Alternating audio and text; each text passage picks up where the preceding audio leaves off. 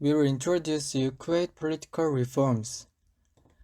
The contents of the presentation are as follows index. Part 1 Introduction. In this part, I will show you some features of Kuwait. The former name of Kuwait is the state of Kuwait. As you see in this map, Kuwait is located on the Arabian Peninsula facing the Persian Gulf. The size of it is only 1/5 of Korea and most of the area are desert. There are 4.3 million people and they use Arabic and English. As a Middle Eastern country, they believe in Islam. The political system of Kuwait is constitutional monarchy. There is a king called Amir instead of president. The throne is hereditary, so there is a crown prince who succeeds the throne.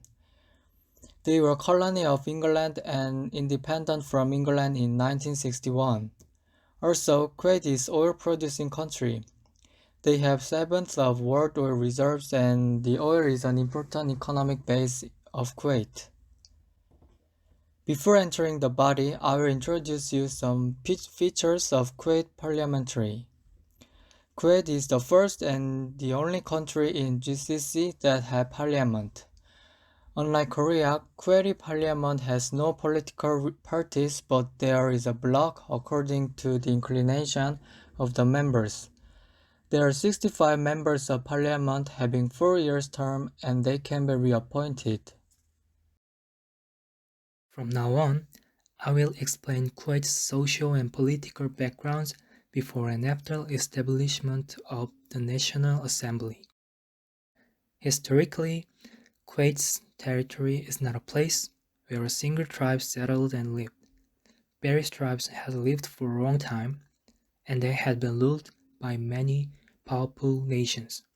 During the age of exploration, United Kingdom established an East India Company in India, and Kuwait grew up as a center of trade. Although the economy grew rapidly, Kuwait, like all colonies did, wanted its independence and finally gained its sovereignty from United Kingdom in 1961. King Abdullah, unlike other neighbor countries, chose a constitutional monarchy. In this process, the National Assembly was established and elections were held to form it. This National Assembly functions various laws. After then, many internal changes had occurred. In the process of forming the National Assembly, opposition parties were established and expanded its power.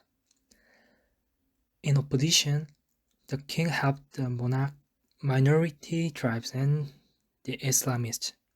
However, due to the excessive expansion of the opposition parties, the king finally ordered to dissolve the National Assembly in 1976, and the king plans to revise the electoral districts. A lot of changes are also happened externally. Relations with neighboring powers have changed from time to time. It maintains friendly relationship with Saudi Arabia. However, Iraq claims Kuwait as its original territory, and they became in hostile relationship. But the Iran-Iraq war changes their relationship. During the war, Kuwait provided financial aid to Iraq, and Iran territorialized its oil refineries. However, after the war, Hussein of Iraq planned an invasion of Kuwait, and another war would be likely to happen. Next, dissolution and restoration of a political system after Iraq invasion and Gulf War. There was too friction between parliament and government due to New Year's budget in July 1976 and July 1986. After that, government repression existed. Government suspended the National Assembly and cracked down on desire for freedoms. The Gulf War broke out because of the border issues and oil supply. During the Gulf War, exiled government was created in Kuwait because Al-Sabah fled to Saudi Arabia. Thanks to United Nations forces, finally the Gulf War was ended, and UN resolution was declared. There was a lot of political tension during the Gulf War, and a lot of change in Kuwait. Civic groups dismissed the move as unconstitutional and boycotted the several elections. Political tensions were to be exacerbated further by the experience of the war. Citizens started to resist to government, and they were desire for more democratic, self-reliant, and purposeful society in Kuwait. After the Gulf War was ended, Parliament in Kuwait changed a lot. Civil dissatisfied with the new cabinet and anti-government demonstration broke out. So, government and parliament was responded to democratic needs. And finally, opposition party gained the power of citizens. The public antipathy to the powerless appearance of the Sabah royal family had been achieved. Hello, I'm Lee Ik-sang. I will introduce the background, progress, result of electoral reform in 2006 Kuwait. First, background. Kuwait electoral districts were 10 in 1961, but government divided them into 25. Kuwait political system has a king called Amir, but also parliament. Diplomatic relations are sensitive because Kuwait has a good relationship with Western countries like UK and USA. There was some democratic change in Kuwait, like women's suffrage, increased voting age range, new king retreated by parliament. Also, Ukrainian Orange Revolution affected the Kuwait. Second, progress. Kuwaiti youth and progressive opposition politicians wanted 5 electoral districts, and this movement called Nabia Kamsha. But government tried to reduce districts to just 10, and Amir dissolved the parliament. Nevertheless, candidates in favor of the movement elected in 2006 election. So, they revised the constituency law successfully.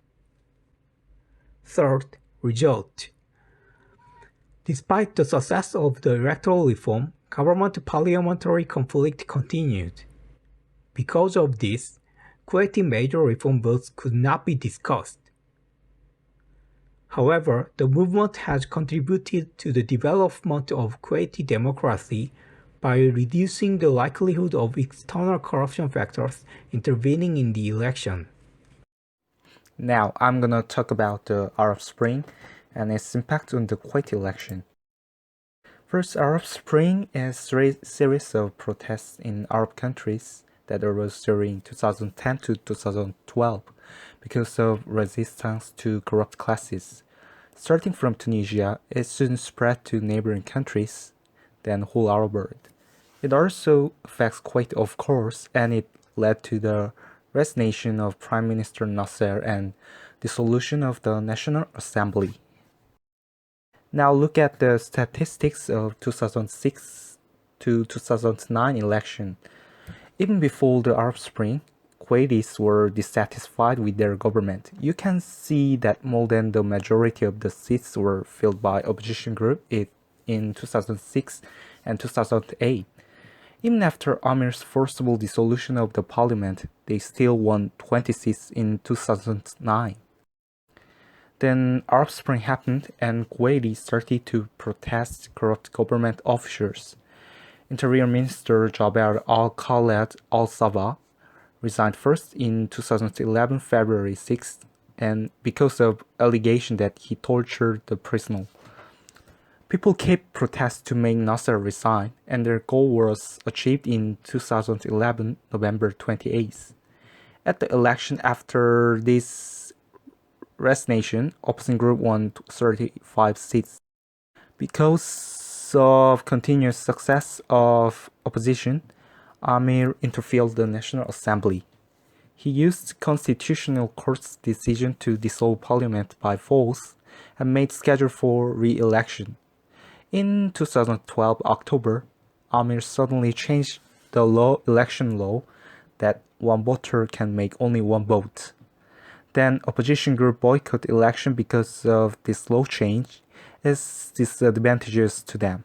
So election rate decreased and pro-government dominated the parliament.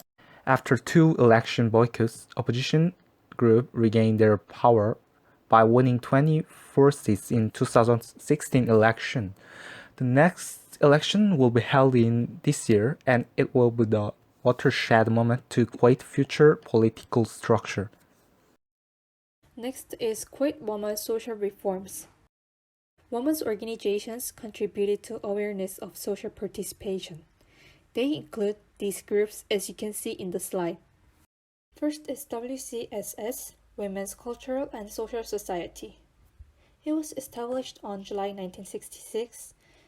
Since elite women founded the organization at first, all members are also elite women in merchant class. They held tea parties, social welfare activities, and the first charity bazaar in Kuwait. Next is AWDS, Arab Women's Development Society. In the early 1960s, a young woman named Nuria established AWDS for women who are neither the privileged merchants nor had the opportunity to study abroad. They thought the key to liberate women is education. However, there are also organizations with opposing opinions from WCSS, Bayadar Salam and ICS. Bayadar Salam called on women to pursue spiritual life, which means women are responsible for household chores and parenting. ICS, which means Islam Care Social, also emphasized women's role in home. Kuwaiti women also participated in social reform by resisting Iraq.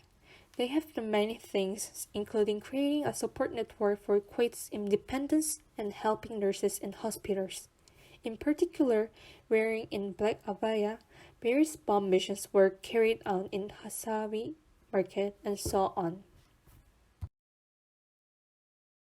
Kuwaiti women participated in society from early 1960s. Elite women belonging to Kuwait's merchant class have taken off their hijabs and they secured the right to drive their own cars. The first women's civic group has appeared as well. In 1981, Ahmad al-Taqim, a lawmaker, submitted a bill to Congress that would allow women to vote, but it was rejected. Angry women's group reported violations of the constitution, but fatwa, announced later, said that only men are eligible to vote. The Kuwaiti government also knew how big the women's contributions during the World War. However, Islamists have gained ground, delaying the government from giving women control and suffrage. Still, the government signed the Convention on the Elimination of All Forms of Discrimination against Women, and the king called for the dissolution of parliament and ordered to give women suffrage. But the order was rejected again in both rounds in 1999. Kuwaiti women never gave up and continued to protest. Finally, in 2005, Kuwait's parliament passed a revision to grant women the right to vote and to run for election. Also, the first female minister in Kuwait's history named by king. In 2009, 4 female candidates were elected in the general elections. In this picture, you can see an article in New York Times about the news. Part 4 Conclusion. In this part, I will show you some limitations of Kuwaiti political system compared to other democratic nations. Kuwait is one of the few democratic countries in the Middle East that has a constitution. However, the level of democracy is not as high as other democratic countries. Kuwait has constitutional monarchy as their political system, so it is hard to say that they are a perfect democratic country. The king has a lot of power, so there are many complaints about monopoly of king and royal families. Also, there are often conflicts between government and royal family clans. Lastly, I will show you advantage of Kuwait political system compared to other Gulf countries. Kuwait ranks as one of the most advanced political institutions and cultures in the Middle East. They are the first country in the Middle East to recognize woman suffrage. There is an auditor to make efforts to develop Kuwaiti democracy. They ensure transparency in the budget and participate in auditors' meetings related to international organizations.